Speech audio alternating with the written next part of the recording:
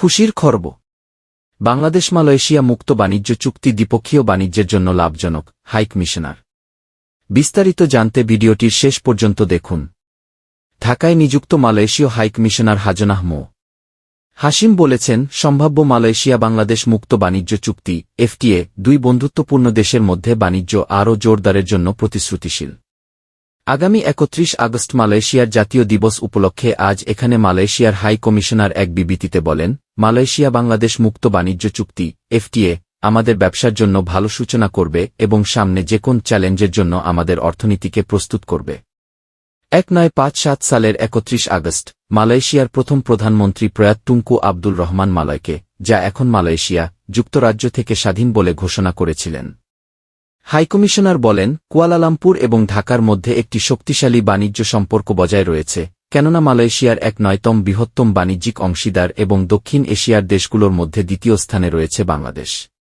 রাষ্ট্রদূত বলেন, বাংলাদেশের অন্তর্বর্তী সরকার গঠনকালে অধ্যাপক ড.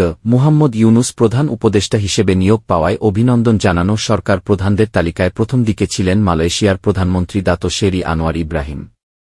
হাইকমিশনার বলেন, প্রধানমন্ত্রী আনোয়ার বাংলাদেশের নতুন সরকারকে সাহায্য ও সমর্থন করতে মালয়েশিয়ার প্রস্তুতিও ব্যক্ত করেছেন। রাষ্ট্রদূত বাংলাদেশি পর্যটকদের শুধু অবসর সময় উপভোগের জন্য নয়, চিকিৎসা পর্যটনের জন্য মালয়েশিয়া সফর অব্যাহত রাখার জন্য স্বাগত জানান।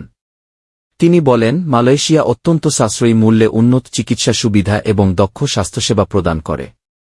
হাইকমিশনার উল্লেখ করেন যে মালয়েশিয়া শিক্ষার একটি কেন্দ্র হিসেবেও আবির্ভূত হয়েছে, যা বাংলাদেশের শিক্ষার্থীদের আকৃষ্ট করছে এবং তারা সেখানে বৈচিত্র্যময় ও অন্তর্ভুক্তিমূলক পরিবেশে বিশ্বমানের শিক্ষা গ্রহণ করছে।